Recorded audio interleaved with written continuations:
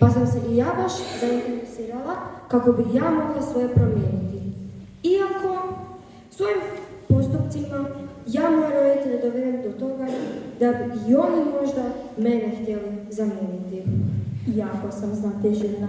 Nisu oni... Tjedan imam reviziju iz Narodne banke. Luda sam.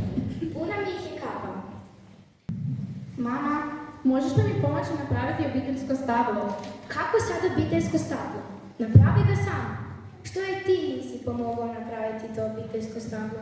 Zar u ovoj kući sve moram ja? Pa znaš da sutra imam vrlo važan dan i moram dovršiti prezentaciju. Uostalom, ko da svaki dan mora imati zadaću.